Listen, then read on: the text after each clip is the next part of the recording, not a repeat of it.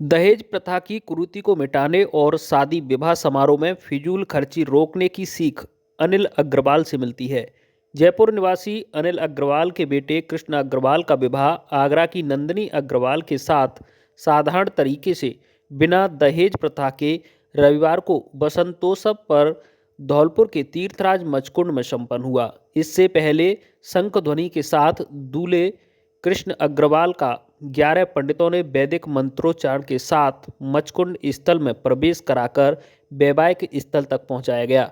अनिल अग्रवाल बोले, पिता की प्रथा को खत्म नहीं करेंगे जिन्होंने बचपन में गरीबी देखी है। अनिल अग्रवाल ने बताया कि इस परंपरा की शुरुआत मंगल परिवार के नारायण दास अग्रवाल ने शुरू की है। अब पूरा परिवार इसे बखूबी निर्वहन करता नजर आ रहा है। मूल धौलपुर निवासी स्वर्गीय नारायण दास अग्रवाल ने अपने शुरुआती दिनों में बेहद गंभीर गरीबी देखी थी। तभी उन्होंने जाना कि एक ज़रूरतमंद को अगर मदद मिल जाए तो उसे कितना सुख मिलता है। उन्होंने चारों बेटों का विवाह भी बिना दहेज प्रथा से किया है। धौलपुर में एक ही छत के नीचे हिंदू, मुस्लिम, सिख, ईसाई सहित सभी धर्मों की बहनों का सामूहिक विवाह सम्मेलन कराते हैं। वे सारा बहनों का विवाह कराने के लिए धौलपुर के मचकुंड को इसलिए चुना जाता है कि यहाँ पहाड़ वाले बाबा का मजार, गुरुद्वारा और श्री कृष्ण आदि मंदिर हैं। इस जगह जातिवाद छोड़कर भाईचारा दिखता है।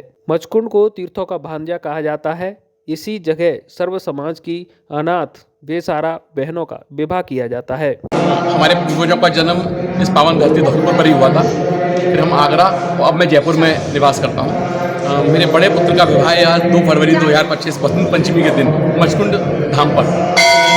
और ये विवाह जो है हमारे परिवार की परंपराओं के अनुरूप चल रहा है। हम 4 भाई हैं, तो हमारे पिता ने हम चारों भाइयों का विवाह बिना दहेज के किया था। 1 रुपये से ही उन्होंने वो विवाह किया था।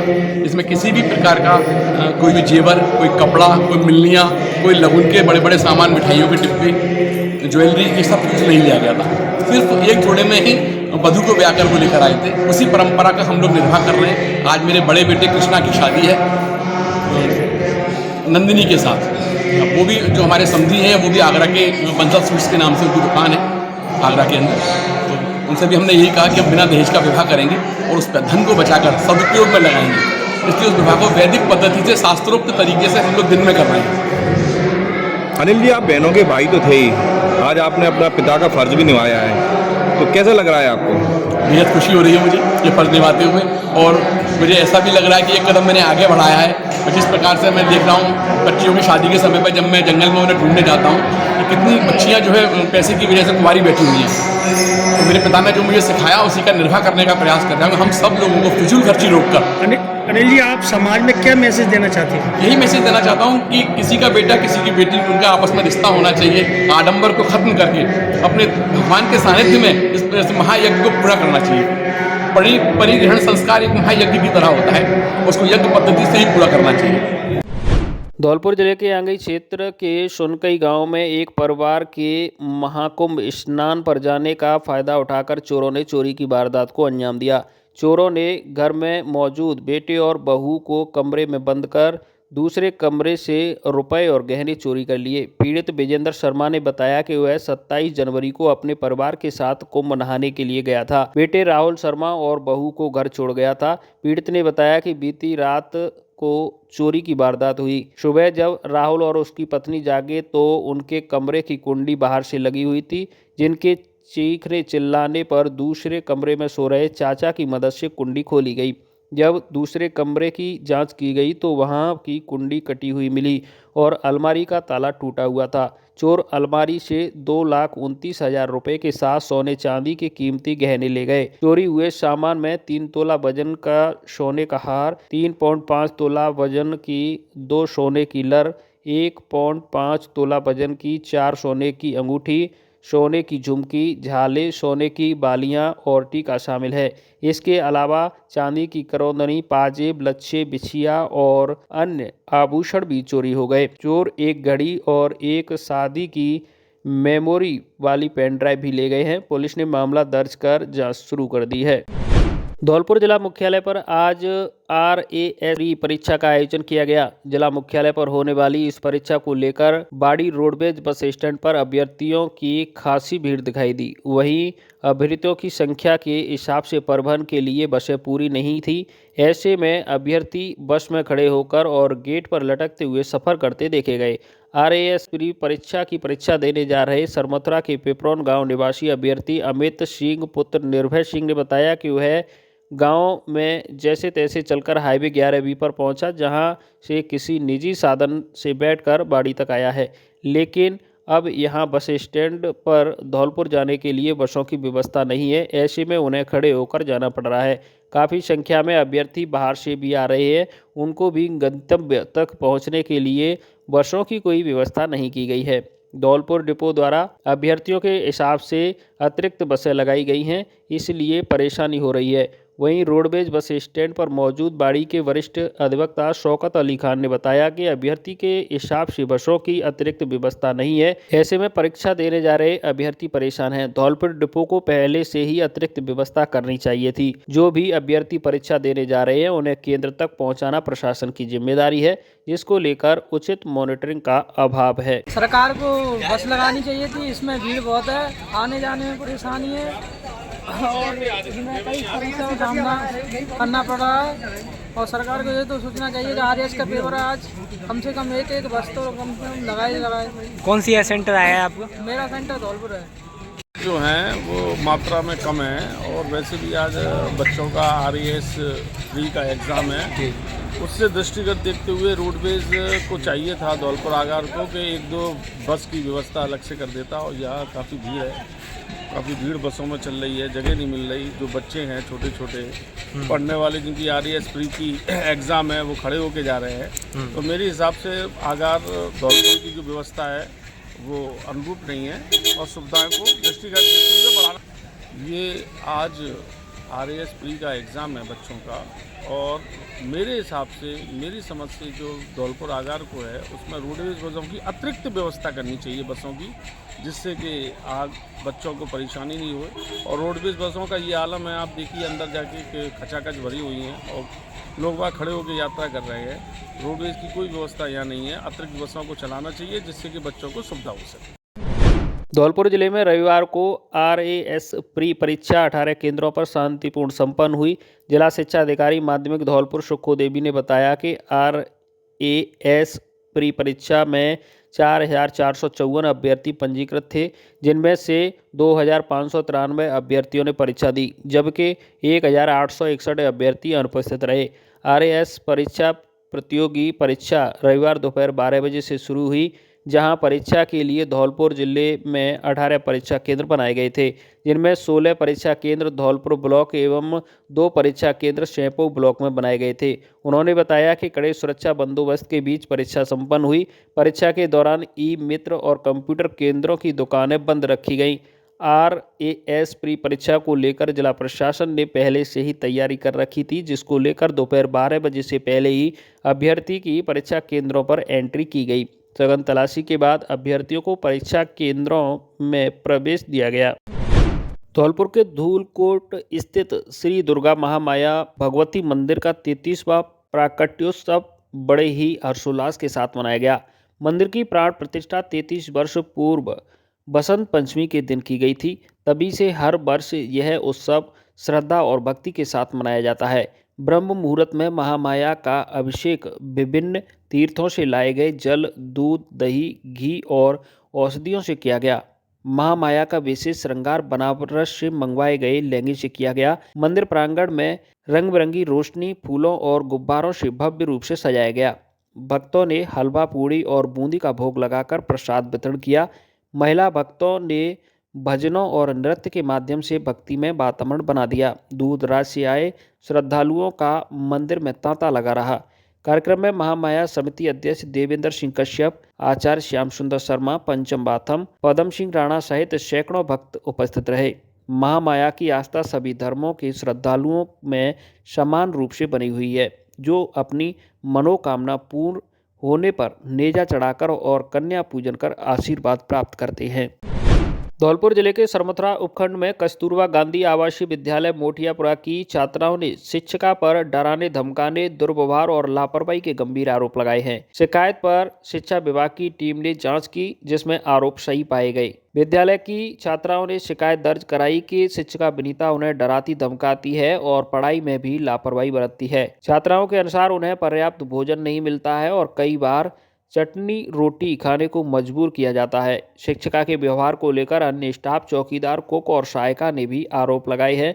जांच में यह भी सामने आया है कि शिक्षिका गणित विज्ञान का पाठ्यक्रम पूरा नहीं करवा रही थी। शिक्षा विभाग की टीम ने रिपोर्ट तैयार कर शिक्षिका को छात्रावास से हटाने और अन्यत्र स्थापित कराने की सिफारिश की है। विद्यालय में भय का माहौल है, जिससे छात्राओं की शिक्षा प्रभावित हो रही है। अब देखना होगा कि शिक्षा विभाग इस मामले में क्या कार्रवाई करता है।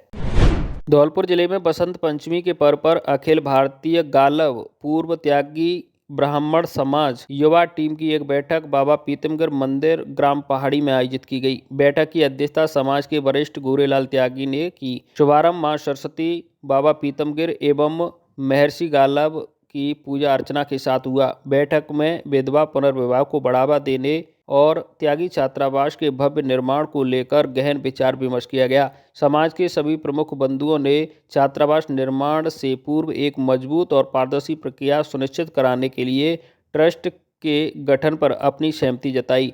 बैठक की अध्यक्षता कर रहे गोरेलाल त्यागी ने कहा कि समाज की उन्नति शिक्षा और एकता पर निर्भर है। छात्रावास निर्माण केवल एक इमारत नहीं बल्कि समाज के युवाओं के भविष्य का आधार होगा। युवा जिला अध्यक्ष भारत भूषण त्यागी ने कहा कि समाज में बदलाव लाने की जिम्मेदारी युवा पीढ़ी की है। विधवा पुनर्विवाह को सामाजिक स्वीकृति दिलाने के लिए हर स्तर पर प्रयास किए जाएंगे।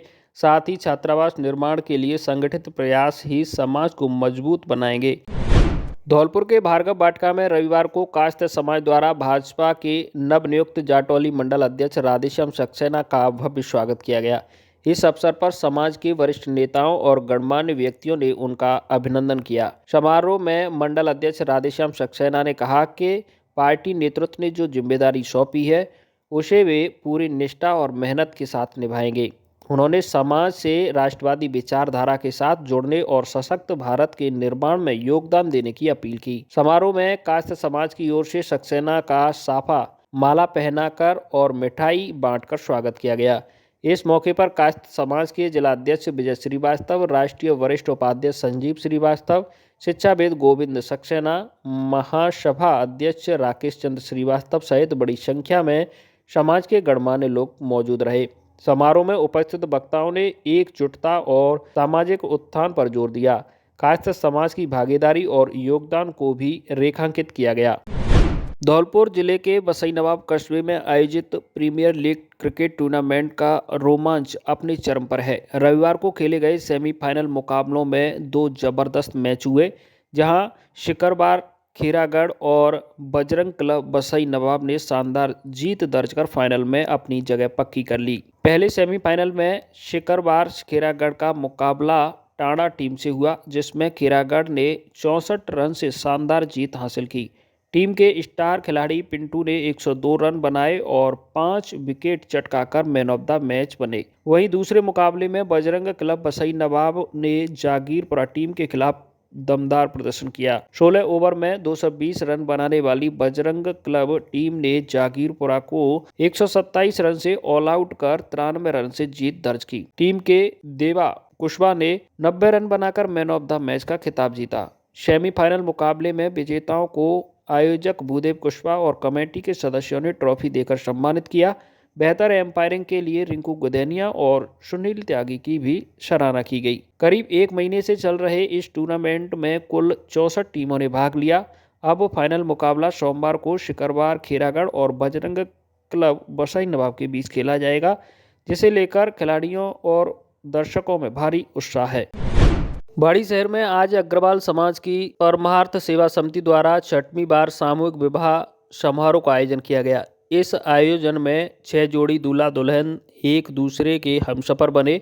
इससे पूर्व दूल्हों के शहर के किला गेट दाऊजी मंदिर में सामूहिक बारात निकाली गई, जिसमें अग्रवाल समाज के युवा गणमान्य नागरिक और महिलाओं ने भाग लिया। इस दौरान घुड़चड़ी में युवाओं ने जमकर डांस किया और जैसे ही बारात विवाह स्थल अग्रवाल धर्मशाला पहुंची, सभी दूल्हों की अगवानी की गई। इस दौरान कार्यक्रम में पधारे जनप्रतिनिधियों ने सबसे पहले महाराजा अग्रसेन की पूजा अर्चना की।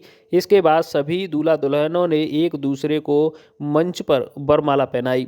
सामूहिक विवाह समारोह कार्यक्रम में मुख्य अतिथि पूर्व मंत्री एवं भरतपुर विधायक सुभाष गर्ग ने समाज के परमार्थ समिति के इस आयोजन को अतुलनीय बताया। उन्होंने कहा कि इस प्रकार के सामूहिक विवाह आज समय की जरूरत है। इस विवाह समारोह में जो आयोजन का तरीका रखा है वह बहुत ही सराहनीय है। उन्होंने कहा कि आगामी 2026 में परिसीमन होगा, उस वक्त कुछ सीटें बढ़ेंगी। उनकी इच्छा है कि बाड़ी से अग्रवाल समाज का कोई व्यक्ति प्रतिनिधित्व करे। इस दौरान बाड़ी विधायक जसवंत सिंह गुर्जर ने कहा कि अग्रवाल समाज हर कार्य में अग्रणी रहता है। जो समिति का यह पूरा आयोजन है वह वास्तव में परहित में है। बाड़ी के हर जनमानस में परमार्थ दिखाई देता है। विवाह समारोह के दौरान 7 वचन में बाल विवाह नहीं करने, भ्रूण हत्या नहीं करने, अपने बच्चों को पढ़ाने, शराब धूम्रपान का उपयोग नहीं करने, माता पिता की सेवा करने, तुलसी का पौधा घर में लगाने और खुले में शौच नहीं जाने का संकल्प दिलाया गया। विवाह पूरा समारोह प्लास्टिक मुक्त रहा और दूल्हा दुल्हन को समाज और समिति द्वारा तथा योग उपहार भेंट किया गया। 45-50 हज़ार वोट है बाड़ी शहर की, तुम मुझे बताएगा खुद विधायक साहब ने, तो निश्चित रूप से, और ये हम उस व्यक्ति के, उस महापुरुष के वंशज हैं जिसने हमेशा देना सीखा है, मांगना नहीं सीखा। ये दुनिया जानती है और सभी धर्म के लोग, सभी जाति के लोग जानते हैं। और उस रूप में सभी जातियों को, सभी धर्मों के लोगों को अगर कोई स्वीकार राशि जाति होती है तो हम अग्रवाल के वंशज, महाराजा साहब के वंशज, अग्रसेन साहब के वंशज हैं। तो उस रूप में एक बहुत बड़ा मौका है आप लोगों के लिए। मैं उदाहरण देना चाहूंगा नौहर का। आपको मालूम होगा विष्णु जी, नौहर से विधायक कौन है? नौहर से विधायक है अमित चाचा जो अमित अग्रवाल है। और आपको मालूम होगा कि वहां वैश्यों की पॉपुलेशन वोट है ना, केवल 2,500 है। कितने? केवल 2,500 वोट है वैश्यों की, और वो व्यक्ति दोबारा जीत के आया वहां से। क्यों? इसमें गहराई में जाने की जरूरत है, उस पर काम करने की जरूरत है आप लोगों को। साथियों, परमार्थ सेवा समिति का जो मूल उद्देश्य है उस कवि की लाज को चरितार्थ करता है। जो बहुत पहले ये बात कही थी कि परहित सरस धर्म नहीं भाई, तो ये जो उनका उद्देश्य है, ये अग्रसेन महाराज के वंशज जिस तरह के होने चाहिए उसका पूरा अनुसरण कर रहे हैं। मंच के माध्यम से परमार्थ समिति को, तमाम उन आयोजकों को, प्रयायोजकों को, छोटे से छोटे कार्यकर्ता जिस तरह से गिलहरी का योगदान राम सेतु में किया गया था। प्रधानमंत्री नरेंद्र मोदी और वित्त मंत्री निर्मला सीतारमण द्वारा पेश किए गए बजट को लेकर राजस्थान शिक्षक संघ एकीकृत के प्रदेश उपाध्यक्ष और अखिल भारतीय वीर गुर्जर महासभा के राष्ट्रीय उपाध्यक्ष गंगाराम गुर्जर ने इसे कर्मचारियों और मध्यम वर्ग के लिए राहत भरा बजट बताया है। गंगाराम गुर्जर ने बजट की सराहना करते हुए कहा कि यह कर्मचारियों के हित में बड़ा कदम है। उन्होंने कहा कि पहले कर्मचारियों का 1 महीने का वेतन टैक्स में चला जाता था, लेकिन अब 12 लाख रुपए तक की आय पर कोई टैक्स नहीं लगेगा। साथ ही टैक्स स्लैब की दरों में भी कमी की गई है, जिससे बड़ी राहत मिली है। उन्होंने इसे मध्यम वर्ग के लिए भी फायदेमंद बजट बताते हुए प्रधानमंत्री मोदी और वित्त मंत्री का आभार जताया। उन्होंने कहा कि यह बजट देश के विकास और आम जनता की आर्थिक मजबूती की दिशा में एक बड़ा कदम है। बजट पेश किया गया है वो कर्मचारियों के हितार्थ, सभी कर्मचारी इसकी सराहना करते हैं, क्योंकि अब तक कर्मचारियों का, किसी भी कर्मचारी का 1 महीने का वेतन टैक्स में चला जाता था। कि कर्मचारी ही नहीं, ये बजट मध्यम वर्गीय जो लोग हैं उनके लिए भी बहुत राहत भरा है।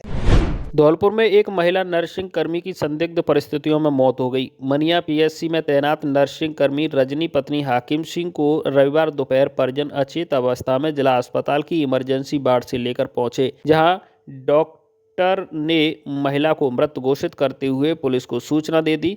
पुलिस ने शव का पोस्टमार्टम कराकर मामले में अग्रिम कार्रवाई शुरू कर दी है। अस्पताल चौकी प्रभारी प्रेम सिंह ने बताया कि हुंडावाल रोड निवासी मृतका महिला रजनी पत्नी हाकिम सिंह के परिजन महिला को अचेत अवस्था में लेकर जिला अस्पताल की इमरजेंसी पहुंचे थे, जहां ड्यूटी पर तैनात चिकित्सकों ने स्वास्थ्य परीक्षण कर उसे मृत घोषित कर दिया।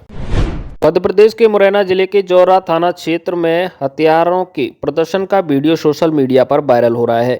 वीडियो में युवक हथियारों का प्रदर्शन कर हर्ष फायरिंग करते हुए दिखाई दे रहे हैं।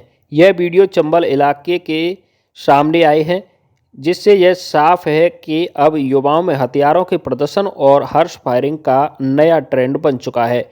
सोशल मीडिया पर वायरल हो रहे 2 वीडियो में एक वीडियो में 3 युवक हथियारों के साथ रील बनाते हुए दिख रहे हैं, जबकि दूसरे वीडियो में 2 युवक एक निजी गार्डन में स्टेज पर 315 बोर की बंदूकों से हर्ष फायरिंग कर रहे हैं। जौरा थाना प्रभारी ने पहले यह कहकर अधिकारियों को गुमराह किया था कि वीडियो जौरा क्षेत्र का नहीं है, लेकिन अब पुलिस अधीक्षक गोपाल धाकड़ ने पुष्टि की है कि वीडियो जौरा क्षेत्र के हैं, जहां जांच की जा रही है।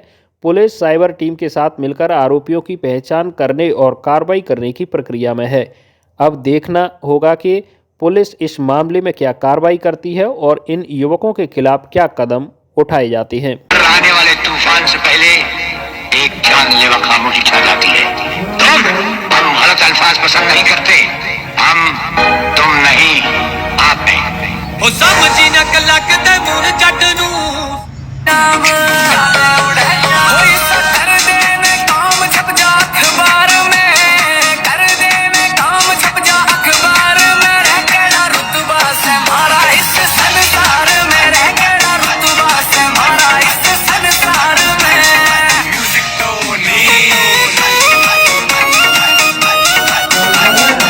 तो मुझे मिले हैं, मेरे संज्ञान में भी आया है। टीआई जौरा को हमने तस्दीक के लिए भेजा है।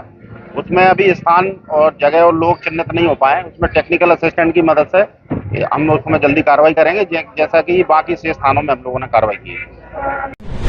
ग्वालियर के जनकगंज थाना क्षेत्र के संजय नगर में एक युवक पर बदमाशों ने गुंडागर्दी की, जिसके बाद युवक गंभीर रूप से घायल हो गया। 27 जनवरी 2025 को सब्जी मंडी में काम कर रहे दीपक जाटक पर कुछ गुंडों ने हमला कर ब्लेड से गंभीर चोटें पहुंचाई। घटना का सीसीटीवी फुटेज सामने आया है, जिसमें हमला होते हुए साफ नजर आ रहा है। घायल दीपक को इलाज के लिए अस्पताल में भर्ती कराया गया है। दीपक के परिजनों का आरोप है कि यह मामला एक रसूखदार व्यक्ति राजू सोनी द्वारा करवाया गया। दीपक ने पिछले साल राजू सोनी से 30,000 रुपये उधार लिए थे, जिसमें ब्याज सहित 40,000 रुपये चुका दिए थे, लेकिन राजू सोनी 50,000 रुपये की मांग कर रहा था। जब दीपक ने मना किया तो उसने अपने गुंडों को भेजकर हमला करवा दिया। अब राजू परिजनों पर दबाव बना रहा है कि वे राजीनामा करें, जबकि पुलिस ने अब तक कोई ठोस कार्रवाई नहीं की है। परिजनों ने पुलिस अधीक्षक कार्यालय जाकर सीसीटीवी फुटेज सौंपते हुए दोषियों के खिलाफ कड़ी कार्रवाई करने की मांग की है। पुलिस ने इस मामले में जांच शुरू करने का आश्वासन दिया है। मेरे पति के साथ जानलेवा हमला हुआ है। हाँ, किसने किया है? राजू सोनू के गुंडों ने। कौन है ये लोग? जो लोग मतलब ना डिक्स का धंधा है और पैसे में से का कारोबार भी है इनका, मतलब पैसे वैसे चलाते हैं ये लोग। कैसे चलाते हैं? मतलब ब्याज पे देना। तो क्या हुआ था? मेरे पति ने आज से 1 साल पहले मतलब ब्याज पे पैसे लिए थे 30,000 रुपये, तो उनने ब्याज समेत मतलब 40,000 रुपये मतलब चुकता उनके कर दिए थे। तो राजू सोनू का ये कहना था कि मुझे 50,000 रुपये और चाहिए, तो मेरे पति ने देने से मना कर दिया कि मैं हूँ गरीब आदमी, मैं इससे ज़्यादा नहीं दे पाऊँगा, जो हिसाब था मैं क्लियर कर चुका हूँ। तो उसने गुंडे वो ये बोलना अगर 50,000 रुपये अगर नहीं देगा तो मैं गुंडे बेचकर कुछ भी करवा सकता हूँ। तो उसने ना ब्लेड पड़वा दी थी पहले गर्दन पे। तो मतलब हम थाने गए थे जनकगंज रिपोर्ट करने के लिए, केस मतलब हो गया था हमारा। तो उसने मतलब वो ये कहने लगा अपना केस वापस ले ले, नहीं तो मैं अभी भी मतलब तुझे जान से मरवा दूंगा। तो उसने अभी 27 तारीख को मंडी में उन्हें गुंडे बेचकर उनकी बहुत ज़्यादा मार पिटाई की है। तो कब की ये घटना है? 27 तारीख की। तो थाने गए तो थाने क्या हुआ? सर थाने गए तो वो लोग ये बोल रहे थे कि हम लोग वहाँ गए थे, वहाँ कोई नहीं था, मतलब मार पिटाई वहाँ हुई ही नहीं है। अच्छा, आपके पास सीसीटीवी भी है? जी हाँ है। सीसीटीवी में मारपीट दिख रही है? हाँ। तो थाने में दिखाया आपने सीसीटीवी? हाँ, वो सर को दिखाया था हमने। फिर क्या बोले? वो ये बोल रहे हैं कि हाँ देख लेंगे, मतलब सुनवाई कर लेंगे। तो आज कहाँ आई है? सर मैं यहाँ पर आई हूँ एसपी ऑफिस। डबरा सिटी में एक फरियादी है शकील खान, वो अपना ठेला लगाकर बिरयानी का काम करते हैं। उनके साथ में जो है 4 युवकों द्वारा रंगदारी कर उनके साथ मारपीट की गई है। उनकी रिपोर्ट पर से जो है अड़ीबाजी 52 धारा, मारपीट 52 धाराओं का अपराध पंजीबद्ध किया गया। आरोपी की गिरफ्तारी के लिए टीम रवाना की गई है। आरोपियों को गिरफ्तार कर जल्दी न्यायालय पेश किया जाए। केंद्रीय कृषि मंत्री शिवराज सिंह चौहान रविवार को ग्वालियर पहुंचे, जहां उन्होंने एयरपोर्ट पर पत्रकारों से चर्चा करते हुए केंद्र सरकार के बजट की जमकर सराहना की। उन्होंने इसे आत्मनिर्भर और भारत समृद्ध बजट बताया। शिवराज सिंह चौहान ने कहा कि यह बजट देश की 140 करोड़ जनता के लिए है, जिसमें सबका साथ, सबका विकास और सबका विश्वास झलकता है। उन्होंने प्रधानमंत्री मोदी और वित्त मंत्री का आभार जताते हुए कहा कि कृषि और विकास, ग्रामीण विकास के लिए अब तक का सबसे बड़ा आवंटन किया गया है। बजट में किसानों को अब 3 की बजाय 5 लाख रुपए तक का सस्ता ऋण मिलेगा, जिससे वे खेती में निवेश बढ़ा सकेंगे और हार्टिकल्चर जैसी फसलों की ओर आकर्षित होंगे। साथ ही कम उत्पादकता वाले जिलों में विशेष प्रयास किए जाएंगे। शिवराज सिंह चौहान ने राहुल गांधी के बजट पर बयान का तंज कसते हुए कहा कि अब वे खुद नहीं बोलते, बल्कि कोई उनके लिए बोलता है। उन्होंने कहा कि 50 लाख करोड़ रुपए के इस बजट के माध्यम वर्ग को बड़ी राहत मिली है, जिससे 12 लाख रुपए आय पर टैक्स नहीं लगेगा। राहुल गांधी द्वारा सरकार को दिवालिया बताए जाने पर शिवराज ने प्रतिवाद किया और कहा कि यह बयान होता है। दिल्ली चुनाव को लेकर भी उन्होंने दावा किया कि बीजेपी भारी बहुमत से जीत दर्ज करेगी। सबसे पहले तो इतने अच्छे बजट के लिए ये देश की 140 करोड़ जनता का बजट, सबका साथ, सबका विकास, सबका विश्वास, उस मंत्र को साकार किया गया है और समाज के हर वर्ग को इसमें प्राथमिकता दी गई है। लेकिन विशेष रूप से मैं प्रधानमंत्री जी का और वित्त मंत्री जी का आभार व्यक्त करता हूं कि कृषि और ग्रामीण विकास के लिए बजट में अब तक का सबसे बड़ा आवंटन किया गया है। एक तरफ किसानों को अब किसान क्रेडिट कार्ड पर 3 के बजाय 5 लाख रुपए तक का सस्ती ब्याज दरों पर ऋण मिलेगा। इससे खेती में निवेश करने की उनकी क्षमता बढ़ेगी और वो हार्टिकल्चर जैसी फसलों की तरफ आकर्षित होंगे। कृषि का विविधीकरण भी होगा। दूसरी तरफ वो जिले जिनमें उत्पादकता कम थी, वहाँ उत्पादकता बढ़ाने के लिए विशेष प्रयत्न किए जाएंगे और ग्रामीण विकास में गांव स्वावलंबी बने और गांव का हर व्यक्ति आजीविका से जुड़े। सेल्फ हेल्प ग्रुप के माध्यम से माताएं बहनें जुड़ रही हैं, लेकिन योजनाओं का कन्वर्जेंस करके कोई भी गरीब गांव में ना रहे, गरीबी मुक्त गांव बनाने की संकल्पना इस बजट में की गई है। विस्तार से कल मैंने बताया है, लेकिन ये बजट आत्मनिर्भर भारत के निर्माण का बजट है, समृद्ध और संपन्न भारत के निर्माण का बजट है। किसान हो, युवा हो, माताएं बहनें हो, मध्यम वर्ग हो या गरीब हो, सबके कल्याण का एक नया मार्ग प्रशस्त करेगा। प्रधानमंत्री जी को और वित्त मंत्री जी को बहुत बहुत धन्यवाद। मध्य प्रदेश के लिए भी बजट में काफ़ी कुछ है। अब वो नहीं बोलते, कोई उनके लिए लिखता है कि क्या बोले। अब बजट का गोली के घाव से क्या लेना देना भाई, बजट तो बजट है। अब आप देखो 50 लाख करोड़ रुपए का बजट आया है और मध्यम वर्ग को तो इतनी बड़ी राहत दी है कि 12 लाख रुपए तक की इनकम के लिए अब कोई टैक्स देना ही नहीं पड़ेगा। लेकिन उनको ना तो जनता से लेना देना है, ना बजट जानते हैं, उनको तो बस केवल विरोध करना है। वो बजट को जनता और देश की दृष्टि से देखें। विचारों का दिवालिया बताया उन्होंने, कहा राहुल गांधी ने कि सरकार है विचारों का दिवालिया। जो वो कह रहे हैं उन पर ही लागू होता है। दिल्ली चुनाव को लेकर भारतीय जनता पार्टी महाविजय प्राप्त करने जा रही है।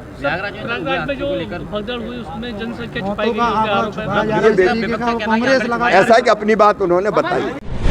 राजस्थान में एक चौंकाने वाली घटना सामने आई है, जहां धौलपुर जिले के पुलिस अधीक्षक सुमित मेहरा ने NH 44 पर बरेठा पर ड्यूटी कर रहे 2 परिवहन निरीक्षकों को आधी रात को उठा दिया और रात भर मनिया पुलिस थाना पर बिठाए रखा। उच्च अधिकारियों के हस्तक्षेप के बाद रविवार को 5.5 घंटे बाद छोड़ा गया। इस दौरान परिवहन निरीक्षकों का तलाशी भी ली गई, लेकिन उनके पास कुछ नहीं मिला। घटनाक्रम को लेकर PHAQ ने IG भरतपुर से जानकारी मांगी है। IG ने जांच के लिए कमेटी गठित कर दी है। घटना के बाद परिवहन निरीक्षक एसोसिएशन में SP के खिलाफ आक्रोश व्याप्त है। पीड़ित परिवहन निरीक्षक अनिल कुमार प्रसाद और शैलेंद्र वर्मा ने धौलपुर जिला परिवहन अधिकारी को लिखे गए पत्र में बताया है कि वह उड़न दस्ता संख्या DFS संख्या 186 में तैनात है। 1 फरवरी 2025 की रात को NH 44 पर बरेठा क्षेत्र में वाहनों की जांच कर रहे थे। इसी दौरान रात करीब 2 बजे एक बिना बत्ती लगी सफेद बोलेरो नियो पंजीयन संख्या RJ11 UA 4270 उनके पास आकर रुकी। बोलेरो से धौलपुर SP सिविल ड्रेस में उतरे और दोनों निरीक्षकों से कथित रूप से अभद्रता करते हुए राज्य कार्य रोकने का आदेश दिया। परिवहन निरीक्षकों ने पत्र में बताया है कि SP ने जबरदस्ती उन्हें अपनी गाड़ी में बैठाया और पुलिस थाना मनिया ले गए। वहां सुबह 7 बजे तक अवैध रूप से हिरासत में रखा गया। सुबह मनिया थाना प्रभारी ने दोनों को छोड़ दिया और बताया कि SP के आदेश पर वह घर जा सकते हैं। परिवहन निरीक्षकों ने पत्र में बताया है कि इस घटना से न केवल राजस्व अर्जन प्रभावित हुआ, बल्कि राजकार्य में बाधा भी उत्पन्न हुई। दोनों निरीक्षकों इस संबंध में अपने उच्चाधिकारियों को सूचित कर लिखित शिकायत दर्ज कराई है। मामले में भरतपुर रेंज के पुलिस महानिरीक्षक राहुल प्रकाश ने बताया कि जयपुर में वरिष्ठ अधिकारियों के निर्देश के बाद मामले की जांच के लिए पुलिस अधिकारियों की एक टीम गठित की गई है। टीम मामले की जांच करेगी। घटना के बाद परिवहन निरीक्षक एसोसिएशन में SP के खिलाफ आक्रोश है। एसोसिएशन ने SP के इस कृत्य की निंदा की है और उनके खिलाफ कड़ी कार्रवाई की मांग की है। घटना सामने आने के बाद जिले में प्रशासनिक हलकों में हलचल मच गई है। परिवहन विभाग के अधिकारी इस कार्रवाई से आहत है और सुरक्षा एवं स्वतंत्र कार्य करने की गारंटी की मांग कर रहे हैं। जिला परिवहन अधिकारी गौरव यादव ने परिवहन आयुक्त शुचि त्यागी और भरतपुर रेंज IG राहुल प्रकाश को मामले की सूचना दी है, जिस पर DGP के निर्देश पर मामले की जांच के लिए बयाना SP हरिराम कुमावत को जांच के लिए धौलपुर भेजा गया है। इस मामले पर अब तक SP धौलपुर की कोई आधिकारिक प्रतिक्रिया नहीं आई है। परिवहन निरीक्षकों ने इस घटना की उच्चस्तरीय जांच की मांग की है। देखना होगा कि इस विवाद पर सरकार क्या रुख अपनाती है। फिलहाल धौलपुर SP हमेशा विवादों में रहे हैं। पूर्व विधायक गिरिराज सिंह मलिंगा को कोर्ट से पैदल ले जाने के मामले में राजपूत समाज में रोष व्याप्त है। मित्तल कॉलोनी में चले रहे कुंडीय यज्ञ के दौरान पुलिस को भेज आरती और भजन को रुकवाना